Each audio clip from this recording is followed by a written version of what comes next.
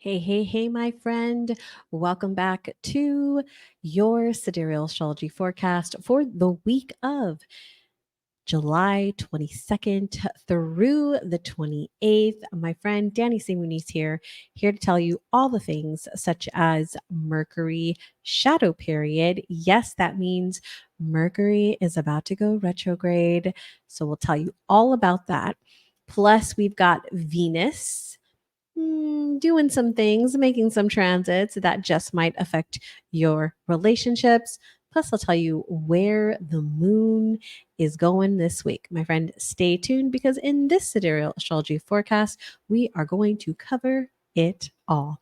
All right, my friend, let me go ahead and share my screen. Welcome back to Keeping It Real with Sidereal. Danie C here, intuitive astrologer, focusing on sidereal astrology, spiritual counselor, helping you heal your past, present, and future so that you can move forward in your life and business. All right. As you can see, we are, our sun, I should say, is in the zodiac sign of Cancer. We are still in Cancer season because we just started. So we are at 6 degrees as we kick off this week here.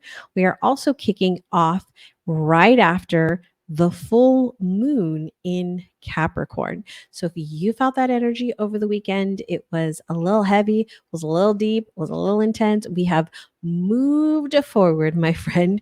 You can see here the moon has pulled away from that opposition of the sun and the conjunction with Pluto, which was really making it quite heavy.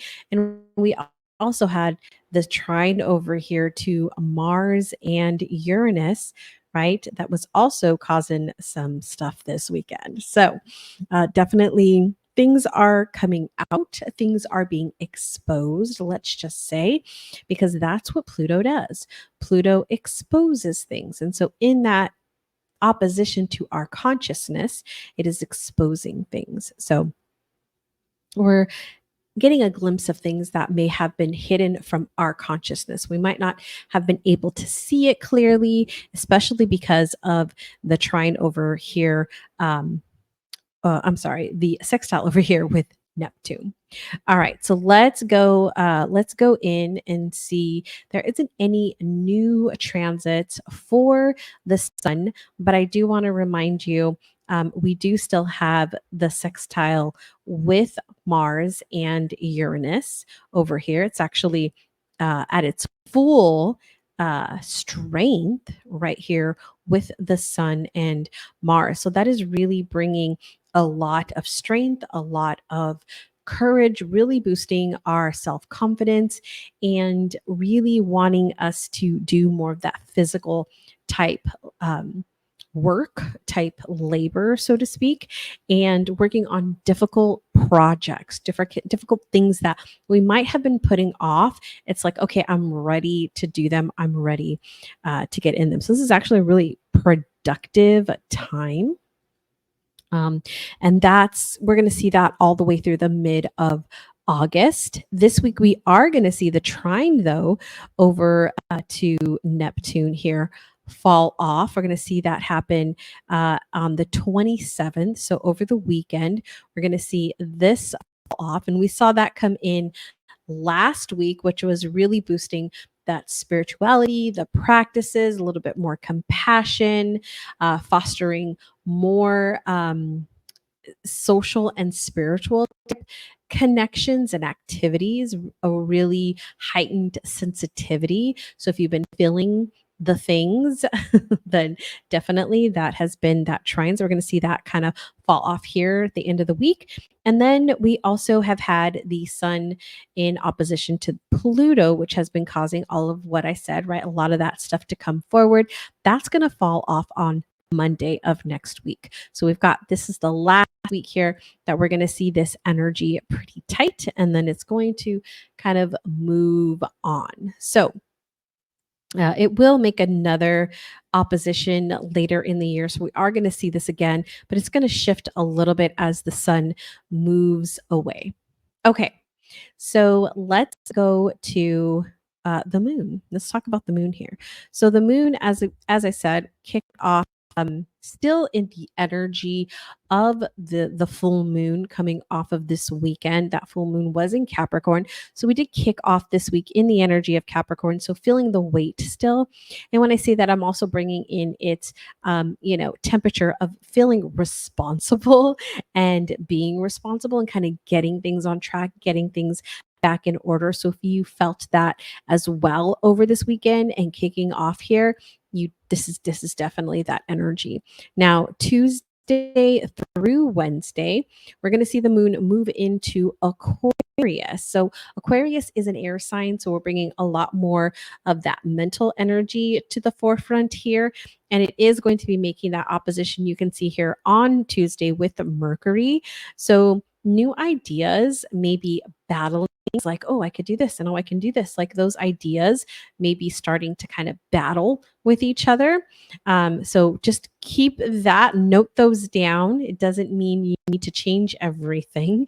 So be like, keep calm. Let's just say it that way. Keep calm. Don't make any drastic moves as it relates to that, but just notice what is coming up. And then you'll see it is going to hit this conjunction with Saturn on Wednesday. And so there could be, I often say this whenever we encounter Saturn, this feeling, this little bit of a dark cloud, this little like, oh, right. Could be a little bit of like the energy drops just a bit. And because Saturn is retrograde, this is more of an internal flow here. And then when we get into Thursday, the moon is going to move into, so it'll be Thursday and Friday. The moon will be in Pisces. And so Pisces is a water energy. So we're going to have our sun and our moon in a water energy. It's actually the baby of the water signs and the senior of the water signs. It's the one with all the knowledge. Pisces is the one that is the very last zodiac sign. So it's got all this really good knowledge. It's ready to transcend beyond the 3D. And so we've really got this nice mix here. Lots of emotional energy, which is great for healing work and great for intuition and creativity. So coming the end of this week here on Thursday and Friday, if there's any healing work that you're doing, it's a good time to do it. Really good emotional releases are primed for this energy, as well as that creativity and the connection to source, to spirit, to God. So that is Thursday and Friday. And then come Saturday and Sunday, our moon will move into Aries. So the other thing I do want to say before I talk about Aries really quick is whenever the moon is in a water sign, it is the optimal time to make sure that you are getting some self-care in, taking some extra time for you, even if it is in a smallest act. Make sure that you're getting some time to refill your cup over those 2 days, because come Saturday and Sunday, the energy is going to be on fire. Aries is a fire energy. It's the starter energy. It's the beginning of the zodiac. So it's whoosh, there's a big flood of energy that's coming in. If we have not filled our cup, though, we're not going to have that same fuel to fuel this weekend if we do not take that time. So even if it is you take that lunch break, or you sleep in a little bit, or you go to bed a little bit earlier, or you find something to do that fills your cup over those 2 days, make sure that you are doing it so we have that energy over the weekend with Aries. All right, so let's dive into Mars. Now, there isn't anything new with Mars here. We will see that conjunction with Uranus fade off here on the 24th. That's the last day that we'll see this conjunction, and then it is falling off. They're going to be at their final, like Mars has been moving away from Uranus, but we're going to see it finally pull even more. And so we'll see instead of the erratic change that we've just been kind of seeing, like all these things all of a sudden just out of nowhere, just unexpected, where you're like, wait, what just happened? That is going away, my friend. That is falling to the wayside, and we're going to be able to move in some nice steady direction. As we can see, Mars is going to move over to Jupiter, which is going to amp things up. It's going to expand things up, and we will see that come in the next week. Now, let's talk about Mercury, because we do have something coming up, which I hinted at the very beginning of this video. And I will plug this right here. If you are watching this on YouTube, hello, my friend. I want to let you know that we also have the Cosmic Mystic podcast. So if you want to listen to this in your earbuds or on your headphones, then you can go over to any of your favorite podcast platforms. It's even here on the YouTube channel, and you can listen to the podcast. So you can, if you want to see the images here, or you want to see me, you can do that here. And if you just want to listen, maybe you want to re-listen to this and you just want to hear it, you can definitely come on over to the Cosmic Mystic podcast and listen. And on the flip side, if you are somebody who is listening now, I found this through the Cosmic Mystic podcast, know that there is a YouTube channel called Keeping It Real with Sidereal over on YouTube, where you can get all of these forecasts, actually even more forecasts, because I've been doing this for quite a while. I just started putting them on the podcast when it launched this year. So you can find more stuff over on the podcast, on the YouTube channel. I'll make sure that the link is in the show notes and on in the description for both platforms. Okay, let's keep going. So, as I said, Mercury is in the shadow period. Now, Mercury has been in the shadow period since the 17th of July, and Mercury will go retrograde on, get your calendars out, my friend, the 5th of August. And Mercury will be retrograde in Leo, and it will be moving back into Cancer during that period. So we're going to start in Leo, and then we're going to move back into Cancer. And then when it starts to move forward, we'll move through Cancer and into Leo. So the actual Mercury retrograde period, the time where Mercury will be retrograde, is from August 5th to August 28th. Now, every single Mercury retrograde period has a pre-shadow period and a post-shadow period. So what that simply means is that prior to Mercury going retrograde, it is going to go through a portion, right, of the sky. And when it goes retrograde, it's going to go back through that same portion. And then when it goes direct, it's going to go back over. So there's this space where Mercury is going over in the sky in our charts that is going to be activated and somewhat highlighted over this period. So once it begins to go into its shadow period, which is that space that it's going to kind of hover over the next month, or a little over a month, right, is actually 2 months if we look at the full shadow periods from July 17th all the way till September 11th. That's the full shadow period, including the actual Mercury retrograde. That is some really prime time for us to get some information. So I always use the pre-shadow period as an opportunity to become really aware of what is happening in my world. What is happening in my world? What is happening in my universe, right? What is happening? What is coming up for me to look at? What patterns, what habits, what paradigms, what situations are coming into my awareness as I'm moving through this time and this space, okay? During Mercury retrograde, those are things that are either most likely for me to come up, or I will jot them down. Like I literally will started a list already of the things for me to review, for me to look at, because that's what a retrograde is, right? It's an internal time for us to reflect, to review, right? RE, retrograde, review, reflect, realign, reassign, redo, right? It's all of that energy of everything. So I like to look at the things that are coming up for me during the shadow period, because as Mercury is moving through that part of my chart, that gives me really good awareness of like, okay, this is some things that are probably going to be coming up for me. And I'm also very aware of what's coming around in my universe. Okay. Now, the post shadow period is an opportunity for you then to, after you've reflected, there still may be things that are coming up. We may still see some things of these themes that maybe started in the pre shadow period, we started diving into, or maybe came up even more during the retrograde period. And now they're still here. And also, what I like to look at is during that shadow period, I will start to test new things.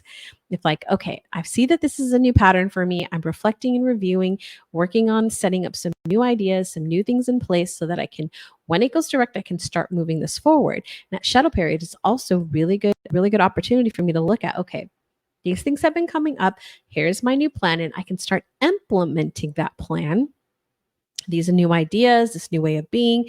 I probably will get tested as I'm moving through that, but that's really that time for me to kind of play with that, right? So that I know once it's fully out of that period and we're in new territory now. Okay. So even though the actual retrograde period is only August 5th to August 28th, we have this bigger shadow period from July 17th through 9/11. So if things have been coming up for you already, that, my friend, is the post period. Okay, not to doom and gloom you, because that's not what we're about here, but just to give you that awareness of, okay, this is coming. This is coming, and this is an opportunity, right? This is an opportunity for me to look at, for me to reflect upon and change in my life. There's probably some themes that you're ready to let go of.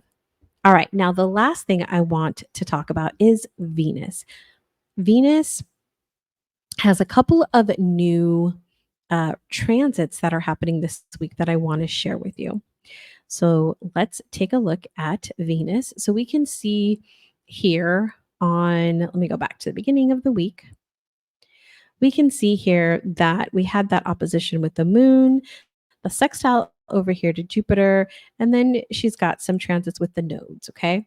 So one of the things that we've been looking at with Venus is that sextile over here to Jupiter. Now that's going to fall off this week. So as we move forward, we'll see, those two fall off, and then we'll see Jupiter still there, but then we see Chiron coming in here on the 26th, which is the trine to Chiron.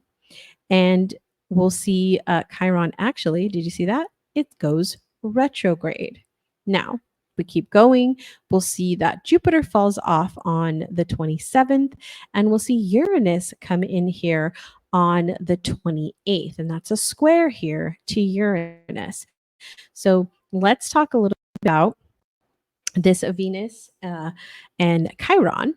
So Venus, we already know, right, is our like love, money, relationships, and Chiron is our deepest wounds. So in the area of love, in the area of relationships, there could be some old wounds, some unresolved heartache, unresolved losses that are coming forward during this period. Now, let me tell you when that is. That is the 26th through August 3rd. So within this week here, through the end of next week, we're going to see some of this start to come up. Okay.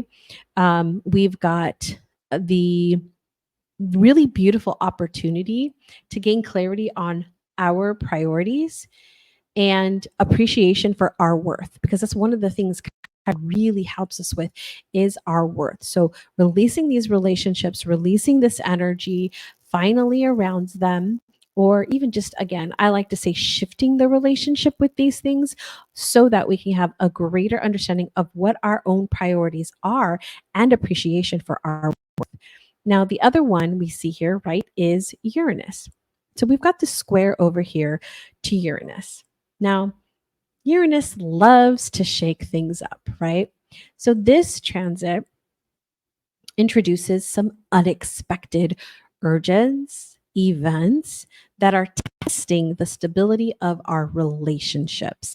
So there may be some things that are like rocking the boat for you in some of your relationships to kind of like test some things out.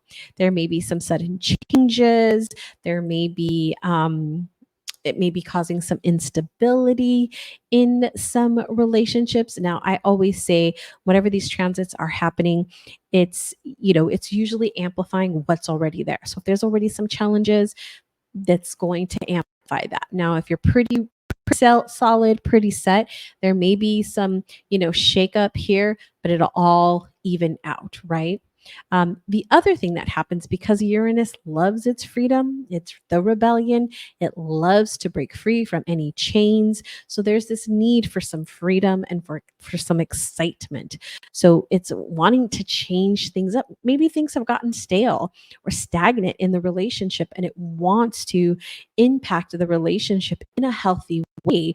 And so it's creating these situations to cause, right, this change. So this is something to kind of look out for if there's been some boredom in some of your relationships. And when I say relationships, again, I'm not just referring to like your romantic relationship, but this is other relationships that you have in your life. And because we are in Cancer, right? Venus is in Cancer. We can see it right here.